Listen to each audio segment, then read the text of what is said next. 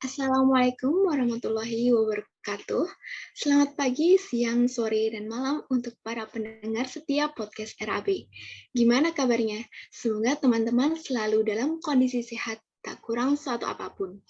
Pada podcast kali ini, kita akan membawakan tema yaitu zakat sebagai solusi mengatasi kemiskinan. Nah, Ani, Salsabila Fitriana sebagai pemandu podcast kali ini, kita akan kedatangan dua narasumber yang gak kalah keren nih. Yaitu yang pertama ada Urelita. Assalamualaikum Ulita, gimana kabarnya? Sehat? Waalaikumsalam, alhamdulillah sehat. Alhamdulillah, dan ada satu lagi nih, yaitu Ucida. Assalamualaikum Ucida, gimana kabarnya? Sehat? Waalaikumsalam, alhamdulillah sehat. Alhamdulillah. Nah, langsung aja kita mulai pembahasan kali ini. Pasti teman-teman pada nggak sabar kan buat dengerin podcast kali ini? Yang pertama buat Ucida nih. Apa sih yang Ucida tahu soal zakat? Boleh nih sharing-sharing ke teman-teman. Oke, sebelumnya kan saya mau menjelaskan sedikit nih tentang zakat. Nah, zakat kan berasal dari kata zaka ya, yang berarti suci, baik, berkah, tumbuh, dan juga berkembang. Nah, jadi zakat di sini tuh merupakan bagian tertentu dari harta kita yang wajib untuk dikeluarkan oleh setiap muslim apabila dia telah mencapai syarat yang ditetapkan sebagai salah satu dari rukun Islam. Nah, zakat ini biasanya ditunaikan untuk diberikan kepada golongan yang berhak untuk menerimanya. Nah, kenapa dinamakan zakat? Dinamakan zakat ini karena di dalamnya itu terkandung harapan untuk dapat memperoleh berkah, membersihkan jiwa, dan memupuknya dengan berbagai kebaikan. Lalu tadi kan dalam zakat kan juga diartikan tumbuh ya. Nah, tumbuh di sini tuh berarti mengeluarkan zakat sebagai sebab adanya pertumbuhan dan juga perkembangan harta, di mana pelaksanaan zakat itu mengakibatkan pahala menjadi banyak dan bertumbuh gitu. Sedangkan untuk makna sucinya tadi itu dapat menunjukkan bahwa zakat itu dapat mensucikan jiwa kita dari kejelekan, kebatilan, dan sebagai penyuci dari dosa-dosa kita. Seperti itu. Masya Allah, terima kasih Ucida. Ani jadi tambah paham nih, kalau nggak semua orang dan kondisi bisa zakat ya. Jadi ada syarat-syaratnya juga kalau mau zakat. Terus gantian nih buat Ulita. Menurut Ulita, apa zakat itu bisa untuk mengatasi permasalahan kemiskinan di Indonesia? Iya tentu aja bisa nih. Jadi dari yang Ani ketahui itu, zakat itu memang terbukti menjadi salah satu upaya untuk mengatasi persoalan terkait dengan kemiskinan.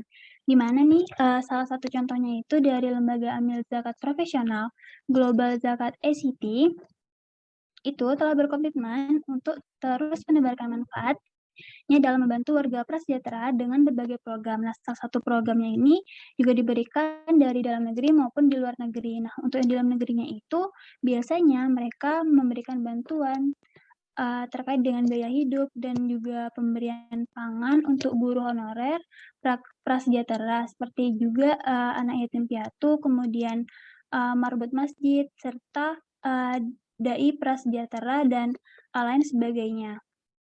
Kemudian untuk yang program sejahtera di luar negeri, mereka memberikan bantuannya dengan berupa bantuan pangan, pengungsi Rohingya, dan juga mereka juga membantu menuntaskan kelaparan rakyat Yaman dan lain sebagainya. Nah, sehingga dengan adanya zakat ini tentunya dapat mengurangi ketimpangan antara si kaya dan juga si miskin dan dapat meningkatkan kualitas sumber daya manusia seperti itu.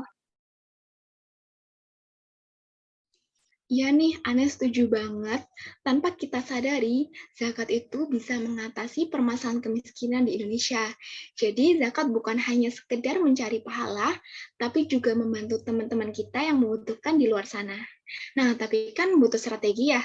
Menurut Ucida, strategi yang tepat buat maksimalin peran zakat untuk mengatasi kemiskinan itu kayak gimana sih? Boleh nih sharing-sharing ke teman-teman. Oke, mungkin untuk strateginya itu nanti kan zakat kan udah terkumpul nih. Nah, setelah dana zakat tadi terkumpul dari para muzaki, kemudian zakat ini akan dikelola dan diperhatikan oleh Badan Amil Zakat, yaitu dengan memperhatikan tata kelola zakat atau good zakat governance, di mana kelembagaan organisasi pengelola zakat ini akan mengelola zakat ini dengan menggunakan standar kompetensi sertifikasi profesi amil zakat, penegakan hukum, political will dari pemerintah, dan pengawasan organisasi pengelola zakat. Nah, selain itu, dalam menyalurkan zakat ini, dia harus memiliki prinsip seperti kebermanfaatan, akuntabilitas, bersinergi dengan pemkap ataupun stakeholder terkait, dan dalam meningkatkan kualitas umat berbasis usaha produktif. Nah, setelah itu mungkin dalam menciptakan lembaga yang berorientasi pada pelayanan umat dan melaksanakan strategi pembangunan ekonomi Islam secara benar, salah satunya yaitu dapat mengoptimalisasi zakat sehingga saat ini peran lembaga seperti unit pengumpulan zakat itu sangat signifikan sebagai pilar membangun ekonomi dan kesenjangan masyarakat. Mungkin seperti itu strateginya. Masya Allah, aneh jadi tambah mengerti ya setelah mendengarkan penjelasannya Uchida. Boleh banget nih diterapkan strateginya biar kemiskinan bisa diatasi karena peran zakat jadi maksimal. Oke, last but not least, Ulita bolehlah kasih tips nih buat para pendengar setiap podcast RAB, cara milih lembaga zakat atau donasi yang terpercaya itu gimana sih?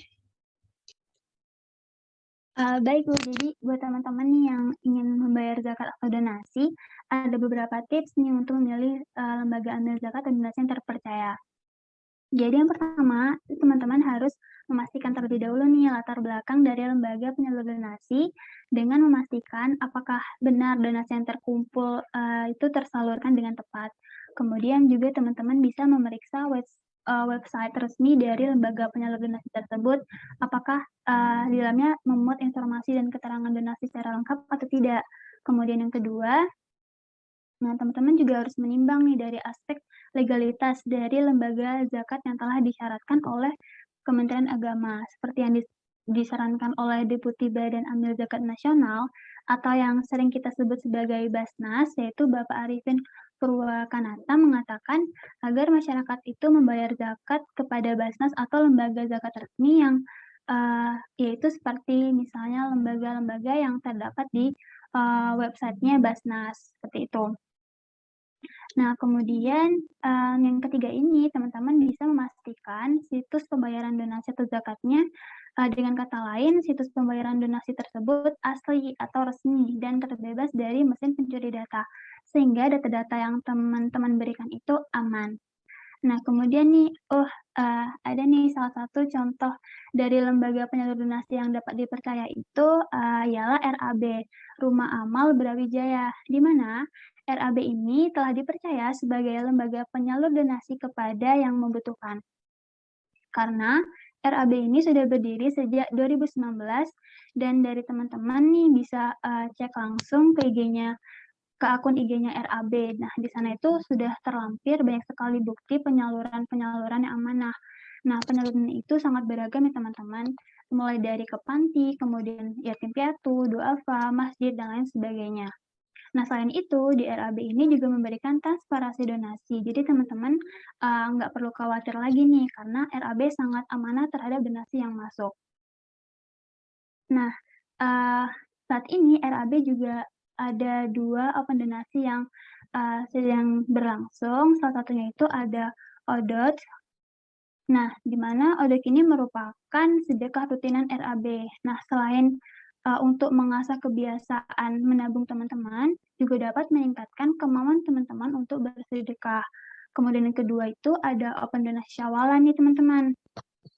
Nah, di mana open donasi ini nantinya akan diberikan dalam bentuk sembako, kemudian alat tulis, maupun uang yang nantinya akan disalurkan ke panti asuhan. Nah, nggak hanya itu nih teman-teman, dari RAB juga ada open donasi yang akan datang, yaitu open donasi tebar kurban. Nah, untuk teman-teman mungkin boleh ikutan ya open donasinya. Mungkin sekian, seperti itu. Masya Allah, tipsnya bermanfaat banget nih buat teman-teman yang suka bingung mau zakat atau donasi kemana. Jadi kesimpulannya, zakat itu juga penting ya teman-teman. Namun jika kita memang tidak memenuhi syarat untuk berzakat, minimal teman-teman bisa melakukan dari hal kecil dulu, seperti berdonasi, di mana donasi juga bisa membantu permasalahan kemiskinan di Indonesia seperti zakat. Dan buat teman-teman yang bingung mau milih lembaga atau tempat donasi, bisa banget lewat program Open Donasi di RAB. Bisa banget dikepoin nih kedua program ini dan program-program lainnya yang insya Allah aman dan terpercaya. Mungkin cukup sekian podcast pada kesempatan kali ini. Untuk para pendengar setiap podcast RAB, jangan lupa terus ikutin episode-episode podcast RAB selanjutnya. Ane selaku pemandu podcast, serta Aurelita dan Uchida selaku narasumber podcast kali ini, pamit undur diri. Mohon maaf apabila terdapat kesalahan atau kesan yang kurang berkenan di hati teman-teman. Main-main ke Penangkaran ingin melihat-lihat buaya tadinya. Terima kasih sudah mendengarkan. Sampai jumpa di podcast selanjutnya. Wassalamualaikum warahmatullahi wabarakatuh.